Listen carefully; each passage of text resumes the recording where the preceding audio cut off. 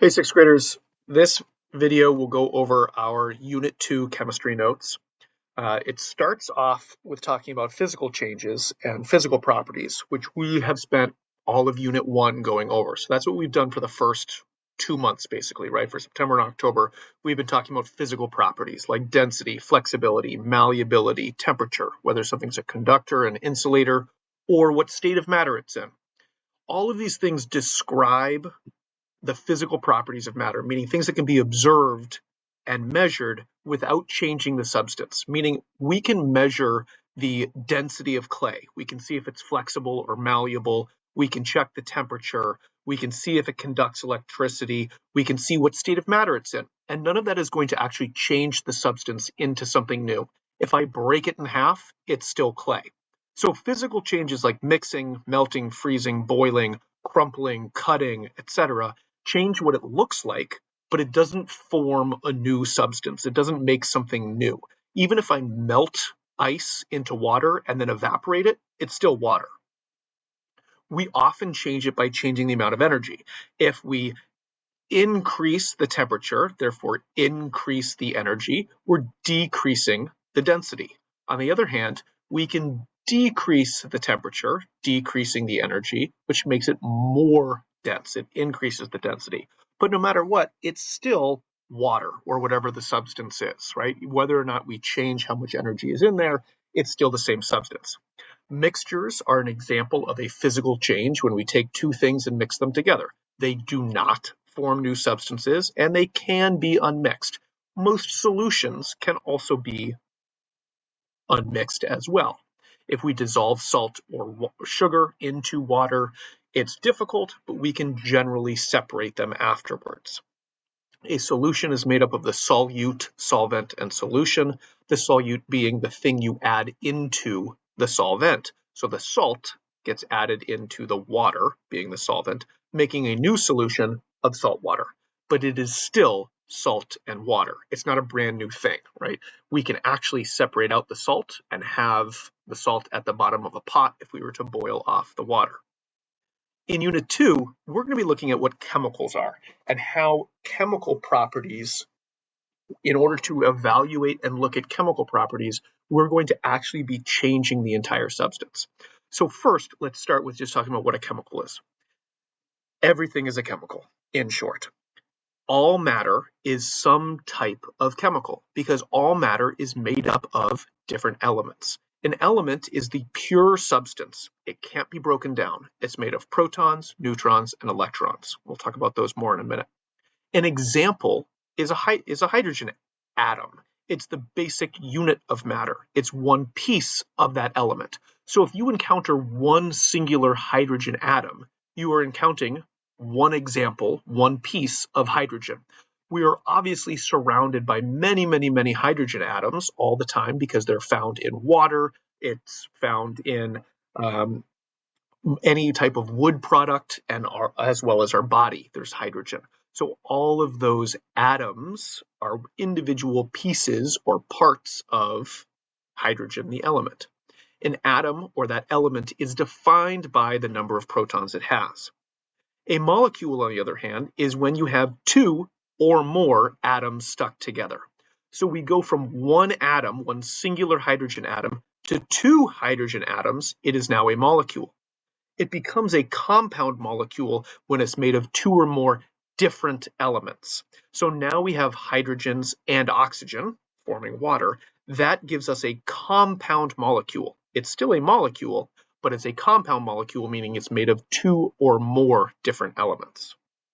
You can also have multiple compounds, meaning if we had more than one water molecule floating around, we would have two H2Os. We would have multiple waters floating around here, which is obviously how we find our water, right? In our water bottle, you don't have one molecule of water. You've got probably trillions of molecules of water.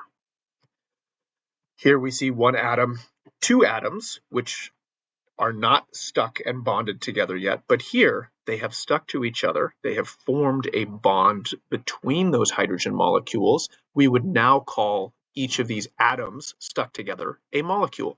Here we have two hydrogen molecules, right? We took two individual atoms, stuck it together to a molecule. We did that twice, once, twice. Now we have two of those molecules.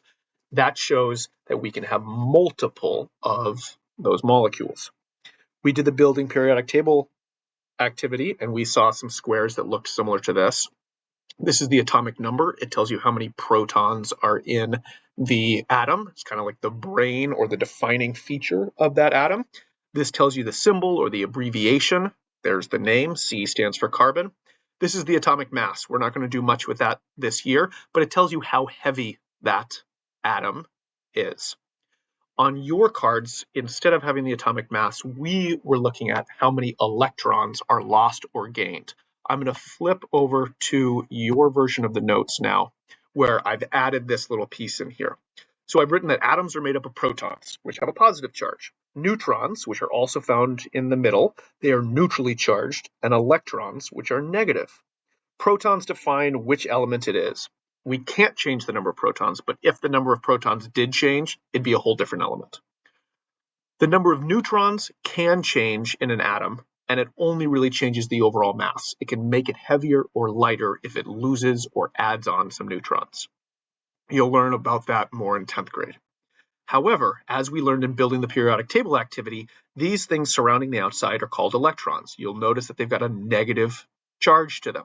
So when an electron is lost, this atom would become positively charged. It got rid of something negative. If it gained some of these negative electrons, then it would make it negatively charged. This positive or negative charge allows it to stick to other atoms, kind of like a magnet, in a process called bonding. As those bonds are created or broken, that's what a chemical reaction is. So as we reorganize those molecules, as we reorganize those atoms and break apart molecules and form new molecules, that is a chemical reaction. Switching back over to this where it's all filled in. A chemical change or a chemical reaction, said simply, is the process of forming something new by breaking bonds and often reforming those bonds. So in this visual example here, we've got red and black or red and gray molecules stuck together, right? That's forming whatever that substance is. We add in some yellow molecules. As we do that, those yellow molecules cause the bonds here to break. They reform with the yellow now sticking to the red, and those black or gray molecules are able to float off. This would be much like adding Alka-Seltzer to our water, right? This would be like hydrogen and oxygen molecules stuck together. As we add Alka-Seltzer in there, what bubbles out is that carbon dioxide, and we're left with some water and some other stuff. That carbon dioxide floated off because it was a gas. So we can see evidence of a chemical reaction. We know a chemical reaction occurred if we see one or more of these things. If the color changes, if there's a gas or bubbles, if there's a heat or temperature change, it either gets really hot or really cold, or if it starts to smell weird. Those are general indicators of a chemical reaction. Now, I don't mean to smell like you take two smelly things and it makes another smelly thing. I mean you take two things that don't smell and all of a sudden it starts to smell funny. Or it's not when you take red and white and it makes pink, but you take a red liquid and a white liquid and all of a sudden you end up with green or something like that, an unexpected color that's not just from a mixture. The reactants are what goes into or what starts off the reaction, while the products are what comes out of it. You can think about this like a factory. The reactants are the raw pieces that go into the furnace or whatever machinery is building the product that you are going to end up selling. If you'll notice here, there are the exact same number of each atom on the reactant side as on the product side. When we did those examples in class and we've looked at those chemical formulas, we've talked about the law of conservation of matter. This means that the amount of products must equal the amount of reactants. If not, where did the matter go? What this tells us is that what goes into a chemical reaction has to come out of it, because otherwise you're left sitting there wondering, wait a second, where did that extra water come from? If it wasn't in the reactant side, those molecules in some way, where did these molecules come from? We know that matter can't be created or destroyed. If you see the magician pull a bunny rabbit out of the hat, you know that that magician didn't actually create the bunny, right? He had it hidden in there. If the magician in a cloud of smoke disappears and then reappears somewhere else, we know that she didn't actually transport her matter from one place to another, but there's some trick that they're pulling off. In much the same way, in a chemical reaction, what goes in comes out. You can't have extra going in and then disappearing, or you can't have stuff showing up out of nowhere. What this also tells us is something pretty cool. It means that while you're 11 or 12 years old, the matter that makes you up is actually the age of the universe. So science, can tell us how old the universe is back to the Big Bang. That was 14 billion years ago. For about 10 billion years, a lot of matter was expanding outward before it started to collapse into making our own galaxy and our solar system, right? The sun and all the planets revolving around it. That was about 4 billion years ago that the Earth was formed. And from there, it took another 2 billion years for an atmosphere and for water to form, and then another billion years or so for the first life forms to form on planet Earth. In all that time, in all those 14 billion years, all of the matter that exists today existed 14 billion years ago, because we can't create matter out of nothing and we can't get rid of matter.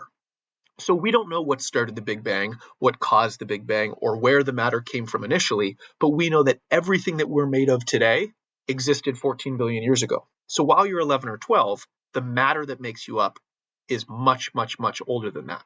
And every time you eat food, you're taking in previously living things, whether it's chicken or whether it's plants, and incorporating that into your own body, into your muscles, into your blood, into your bones, and you are repurposing or recycling that matter, those nutrients, those chemicals for your own body, and that will continue to happen forever as matter continues to be recycled. It's a pretty cool thing, and it connects exactly to what you're talking about in history class as we're looking at where humans came from and how we're all interconnected. Getting back to science notes, over here, you see that you can stop here if you're just filling in the notes for now. These relate to some labs that we're going to do. If you'd like to get ahead and fill those notes in now, not a bad idea. We're going to do two mini labs, where we look at how surface area and temperature affect the rate of chemical reactions. Essentially, we're asking, does surface area and temperature speed up or slow down how quickly a reaction occurs? We find that surface area speeds it up, because surface area is the outside of, let's say this is our chemical, the outside of this cube. There's a lot of surface here, but if we were to chop it up, we all of a sudden are exposing all of these inside pieces. And as we expose all of those inside pieces, they are now able to undergo chemical reactions, where previously they kind of had to wait to undergo chemical reactions until the outside reacted and wore away through those reactions. So if we can expose the inside, all of a sudden that reaction will happen faster. Similarly, if we increase the temperature, which we know is increasing the energy, the reaction will also happen faster. Because if we can heat up the water or heat up the air in which that reaction is occurring, that means that those molecules are going to slam into each other way more often and way faster and with more force. But if it's cold and they don't have the energy, they're going to be lazily moving around, and they will eventually hit into each other, but it'll take longer and it'll go slower. Another lab that we'll look at are how the reactions produce two different types of energy. They use energy in two different ways, let's say. One is an exothermic reaction, while the other is an endothermic. Exo, if you're thinking about an exoskeleton, means on the outside. So an exothermic reaction gives off heat. You stand in front of a campfire, boy, does that feel hot. That is exothermic. A nuclear reaction, that's going to be giving off lots and lots of heat. What ends up happening at the end, though, is you're left with less energy, right? After that campfire, and you just have the burned up pieces of wood, those won't make good logs for another campfire, because you've expended all of the energy that they had stored up inside of them. Similarly, and kind of confusing, is that freezing water is also exothermic. So what that means is that your fridge and your freezer is actually giving off heat. If you stick your hand behind the fridge or behind the freezer, not in the back of it, right? Not opening it up and sticking it in the back, but put your hand truly behind the fridge, you'll feel that it's giving off heat. That's as it takes all of the energy inside of the fridge and expels it and gets rid of it. So cooling down ice is or cooling down water to form ice is actually exothermic, giving off heat, even though you're making something cold. On the other hand, endothermic is where heat is absorbed. It takes in heat and energy from the surroundings, which means that at the end, the thing that you have created has more energy than at the beginning, right? It starts down here and woo, takes in a lot of energy and ends up here. So when we're evaporating water, when you're boiling water, you turn on the stove. The stove itself, just like the campfire, is exothermic. But what you're doing is you're giving that cold pot of water, you're giving it lots of energy so that the water molecules are now so energized, they turn into water vapor and fly all over the room. Same thing with any time you're cooking. You're pouring energy into that, right? It's not that the bread actually feels hot. It does at the end of cooking, hence the energy being higher. But when you put dough into the oven, is the dough warm or cold? That cold dough needs to soak up all of that energy from the oven, which means that it is absorbing energy and therefore an endothermic reaction. So all reactions will either be exothermic and giving off heat or endothermic and taking in heat. In our body, it's mostly exothermic. That's why we are 98.6 degrees. We're almost 100 degrees Fahrenheit because of all the reactions occurring in our body that are giving off so much heat. Here's some more pictures showing all that.